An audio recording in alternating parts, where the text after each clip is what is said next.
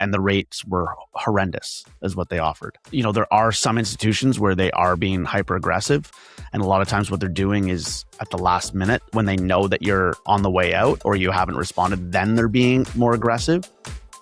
You're listening to the Ottawa Real Estate Podcast, your go-to source for all things Canadian real estate. Hello and welcome back to the Ottawa Real Estate Podcast, your go-to source for all things Canadian real estate. My name's Paul Stevenson. I'm a level 2 mortgage agent, joined by David Warren, level 2 mortgage agent, owner, Referral Mortgages. David, it's August 12th. How are you? How's it going? How's the summer? What's cracking? I'm doing great. We missed last week's episode. I was away with the family in Eastern Townships in Quebec. Good time. We've kind of spent the last few years kind of just doing small little road trips to places kind of within a few hour vicinity and kind of checking out new places, which has been nice. And I really highly recommend going to that area, the Granby, Beaumont kind of area on the border of Vermont. But that's great. Great spot. If anyone is listening right now, well, you are listening probably, but if you're watching on YouTube, make a comment. If you're in the Ottawa area, what's your go-to small town in the area? Hey, let's see what everyone's go-to small town is. You know what mine is, but I mean outside of Carleton Place. Granby. I mean, there's a lot of really cool areas. I mean, we used to go to a place as kids called Crosby, Ontario, and it was just kind of like a cool little community there, small little town. It's probably like maybe an hour and a half from Ottawa, kind of near Kingston.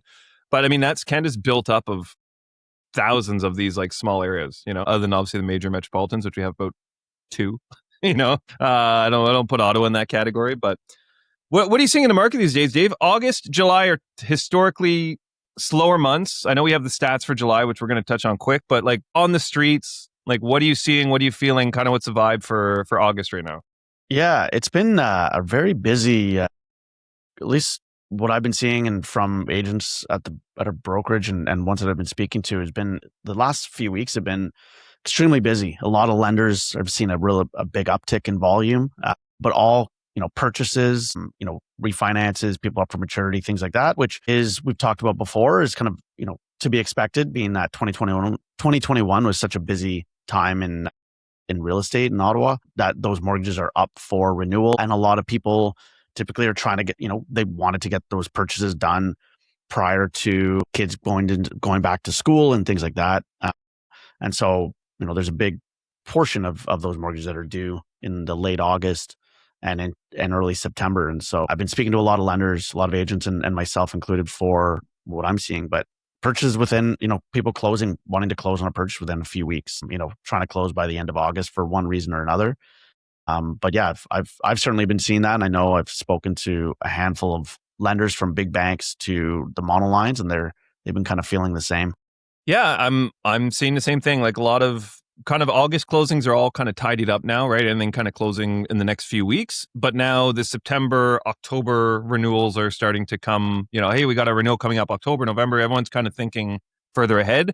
I will say that, and this is kind of to be expected, and is typically the case, but seems a bit more aggressive this year, that the current lender that clients are with, although they are reaching out to us, they want to do their due diligence, they want to see what else is available. Most lenders are offering extremely aggressive rates on renewal. Like I've seen some lenders that are offering like a quarter point under what the current available rates are, even for an insured mortgage. So it seems as though lenders are also, I think, this is kind of a sign that, they're not getting maybe the same influx of new deals, and they're trying to really kind of seal up the back end when they could lose those deals out the door after that, 3 or 5 year term. So it seems as though the lenders are realizing, okay, our cost of acquisition is whatever it be, a few $1,000s.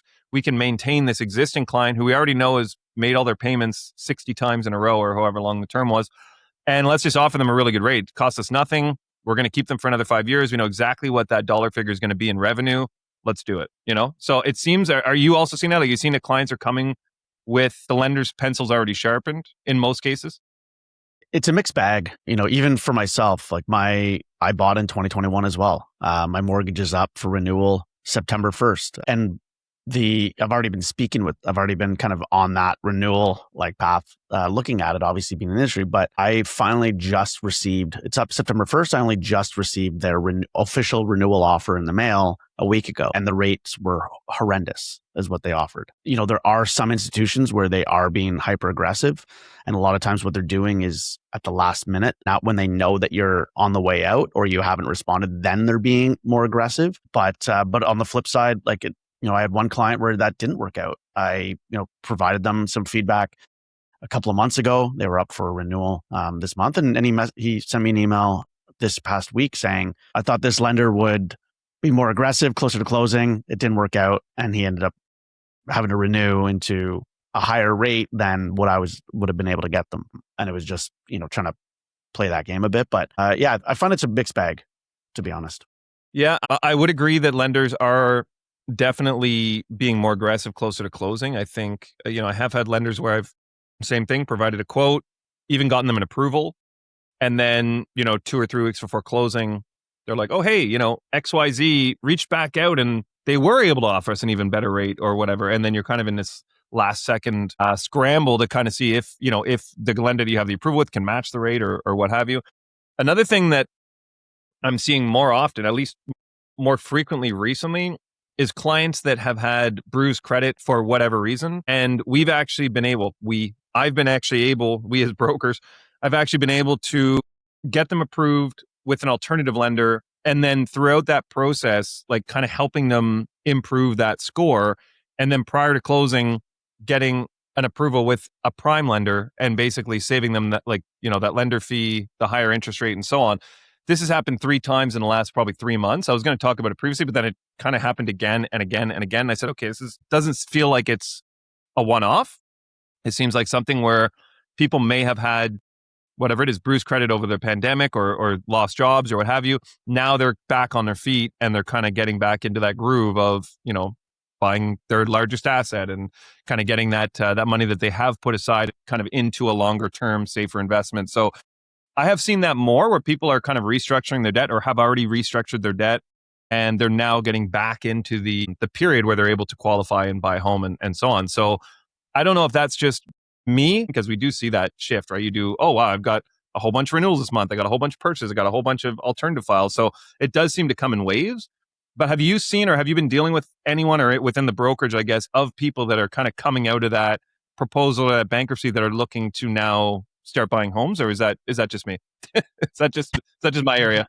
I mean, I haven't seen any sort of, at least for myself, and I can't speak to agents at the brokerage, but I haven't seen like a massive uptick of that personally. I think, it is something where I was working with somebody this past week and guiding them as far as like what they need to do because they were coming back to Canada from having lived overseas, and kind of guiding them of what they should be doing with their credit, how to, like, what they need to reopen, kind of teaching them about credit utilization and things like that, but it is something that on a pretty regular basis that I'm helping clients and seeing clients that have those, debts that were written off, within the last few years, but they haven't been removed from their bureau, and it's impacting their score and things like that.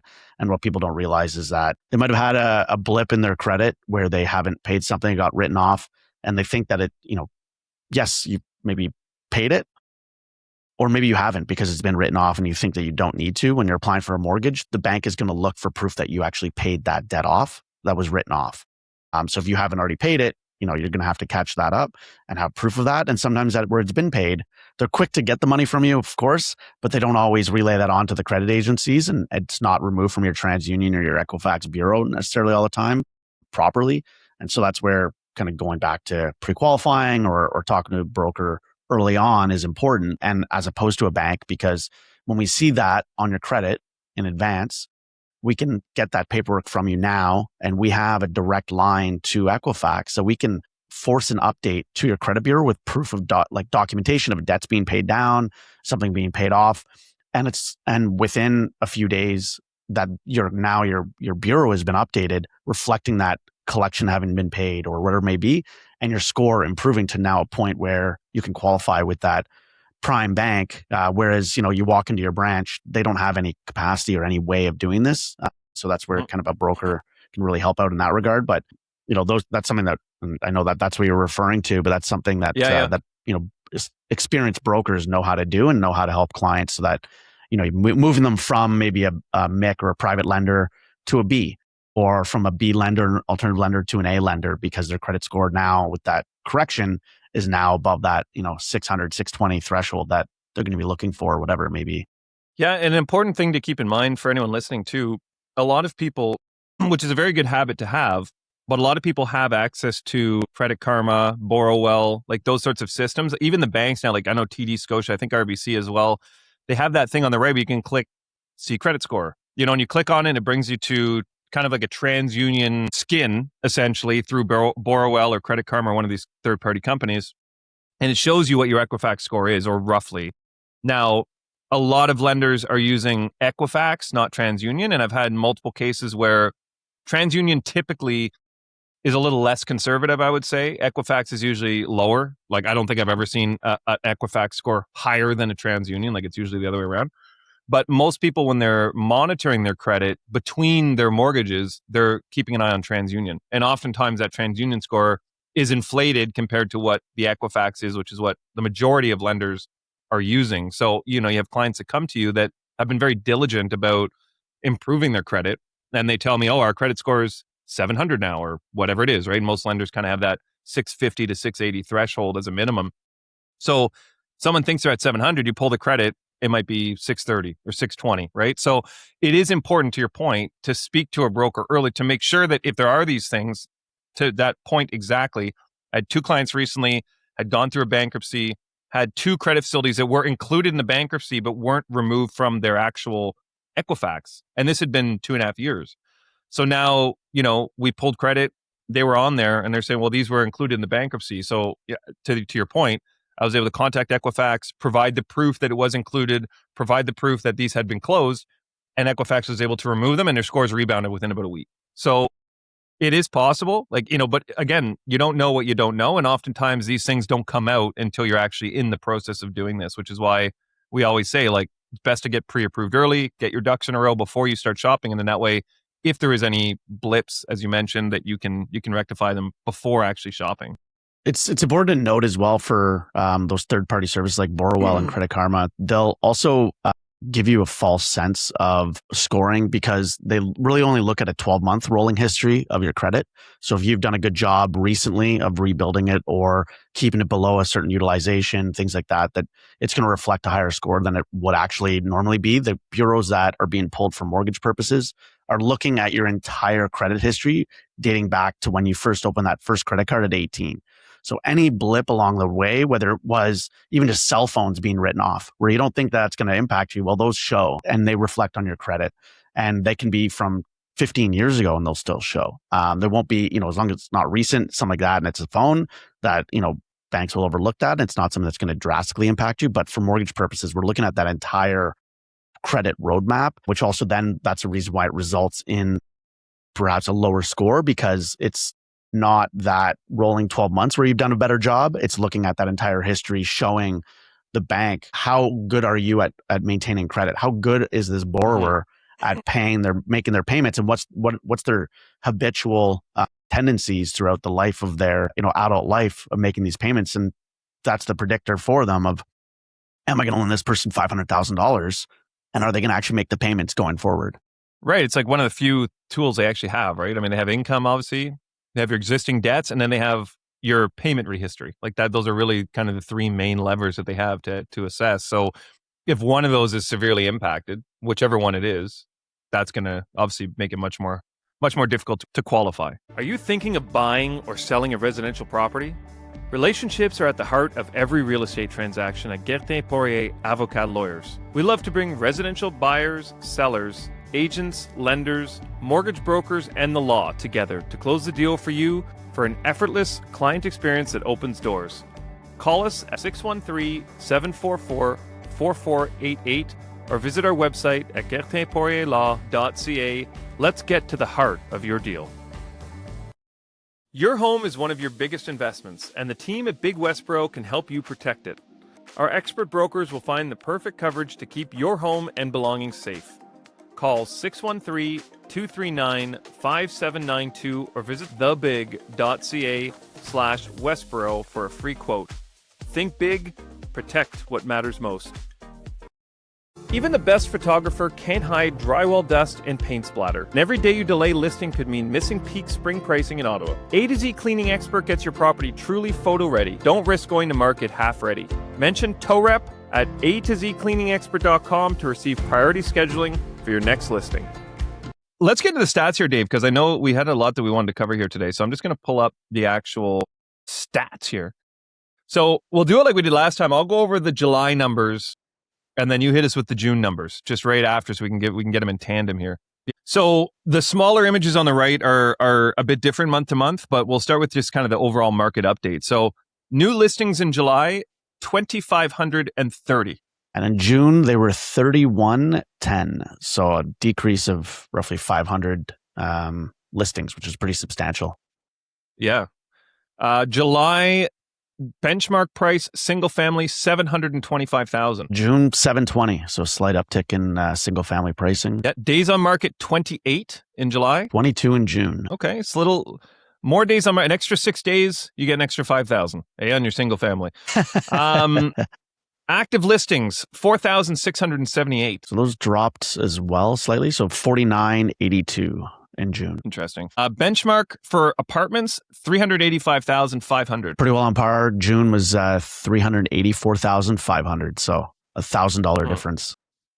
Okay. And then sold properties, 1,325. To 1,518 in June. There you go. So honestly, pretty stagnant across the board, like really not huge fluctuations in any category up or down. Maybe new listings and active listings, pretty significant drop. But 6 days on the market, I guess at a 22, it's a pretty substantial percentage increase.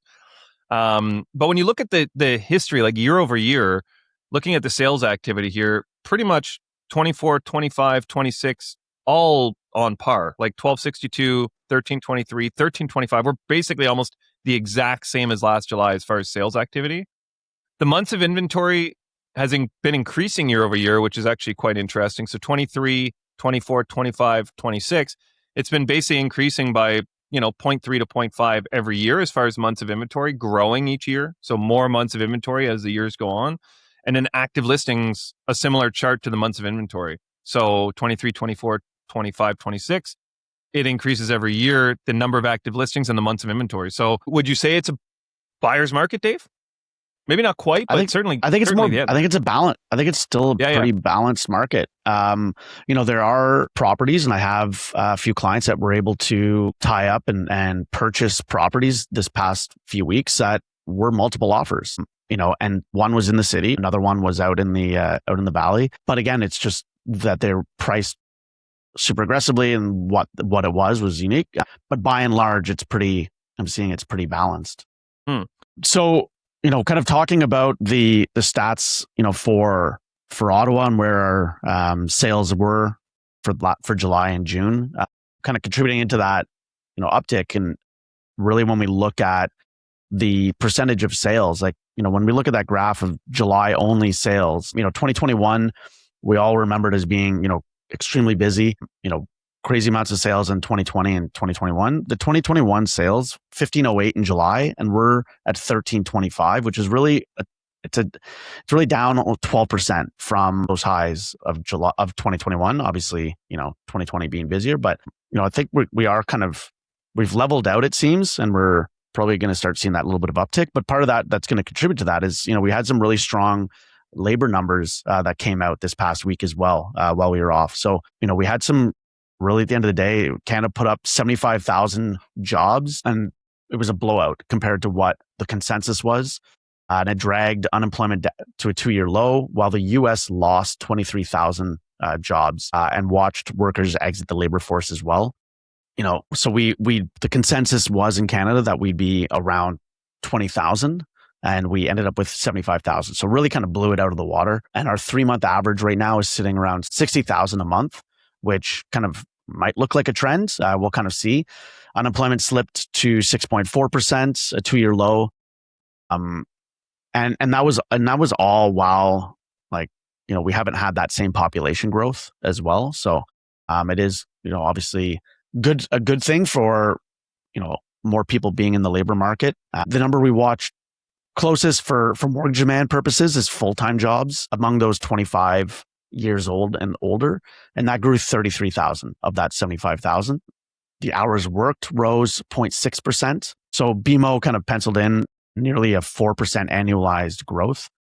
Of the numbers, though, for the overall 75,000, self-employment drove more than half the gain at 44.4 thousand positions, a category that swells when people are between jobs as readily as when they're building businesses. So CIBC called this surge a little suspicious, noting that it was close to the largest monthly percentage move ever recorded for that segment. Private sector employment rose 57.9 thousand, while public sector shed 27,000.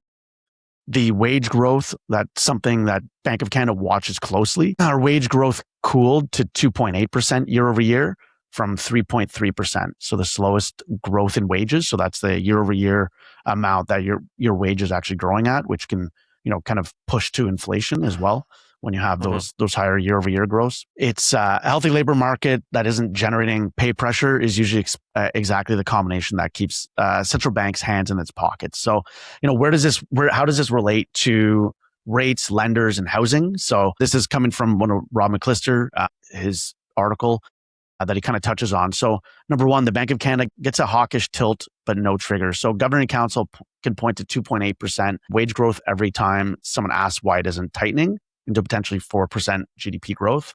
But August 19th tariffs sit directly in the path of this to kind of derail things. So barring retaliatory tariffs and talks turning more nasty, as Trump and Carney put it this past week, no one at all in Ottawa will be eager to hike. Consensus has the bank on hold for their rate adjustments, with the market fully pricing in a 25 basis point hike in January 2027. Now, again, this is what the market is assuming without any sort of outside influence like additional tariffs or war or whatever may be. The fixed rates face a tug of war. So Canadian data argues that 5-year Canadian bond yields, falling treasury yields pull the other way since the two markets seldom move in opposite directions for long. It's probably unwise to set client expectations of cheaper fixed pricing ahead, at least not for macro reasons.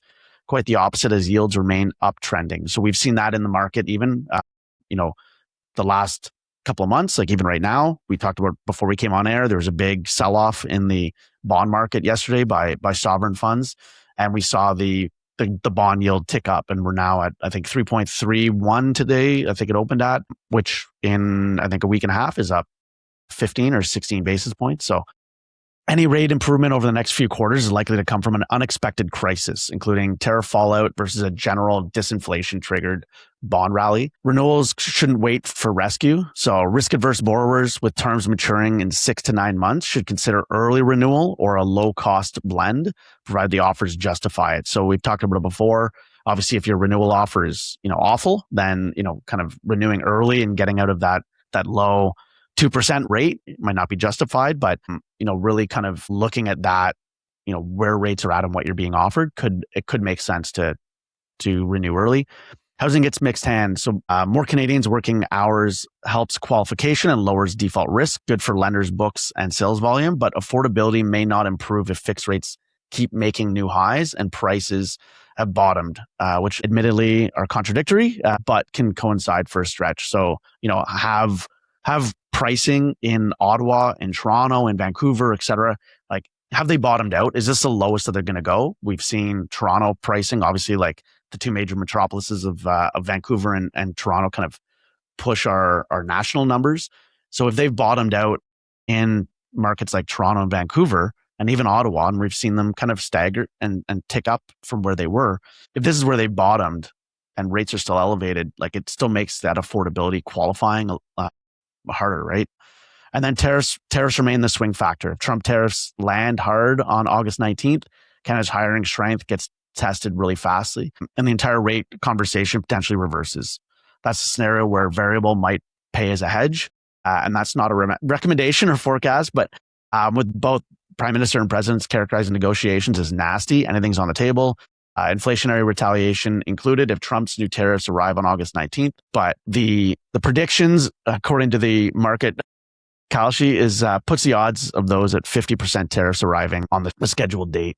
So we'll see what happens, but there's, those are kind of how those numbers play in and what we're kind of looking at as a go forward over the next few months. One thing that has been really, really positive though, I think for renters is we continue to see rents continuing to fall. The asking rent average $2,037 in July, down 4% year over year and down 7.5% from 2 years ago. The 22nd consecutive month of rent declines. Yeah. Toronto showed a slight turnaround with rents up 1.6%, but Ottawa is down 2.4% year over year. And so, I think rents are considerably cheaper than a number of years ago. Obviously, that plays into the fact that there's a lot more, and we talked about it in previous episodes, of the purpose-built rentals that are being built. That is the predominant portion of properties being built right now and not resale homes for purchase. It's, when you look around and see all the towers, in Ottawa, the predominant portion of them are for purpose-built rentals. And obviously, supply and demand, basic economics is, when you've got an increase in supply, it's going to drive pricing down. There's a lot more options for individuals. So, but I think that's a great thing for the overall market. Now, is it going to tip the scale the other way because these builders are building purpose-built rentals and they're not building resale homes? Like how, at what point do they flip that switch going back to resale in order to kind of balance out the market? It's great on the rental side, 100%. But at what precipice is it that new construction is dried up and now that's putting pressure on the resale market, that prices start inflating because of that? It's a tough balance. And, obviously builders have to look at their bottom lines and all of that, but certainly we're seeing that right now. Yeah, and if we assume, you said 22 consecutive months, so let's assume 2 years ago was the peak of rent. When you think about rental prices back then, I mean, it just shows you how, I don't want to say inflated the market was, but how inflated the market was, because ultimately, you look at home prices have stagnated now, and we're seeing rent decrease, which I think is good, because there was a point where you'd look at a 3-bedroom townhome and they were renting for $3,000 a month. It was ludicrous. It just made no sense. Historically, the landlord would be kind of at a break even or maybe a slight loss monthly. It wasn't made to be this huge, profit builder where you're cash flowing $1,000 a month. But that was happening in some cases where people had really small mortgages, but they were able to charge, obscene rents on something that should be probably close to maybe half the price of what they were charging. But it's just because the cost of living, the housing costs had inflated so much with just where things were in the economy that something had to give. And it's great to see the rent slowly coming down. But to your point, there's going to be that precipice where it makes no sense now for investors to actually get into that rental market because it's not profitable at all. Even if you look at, okay, we're going to own this for 10 years and we basically, everything has to go perfect for us to get a break even.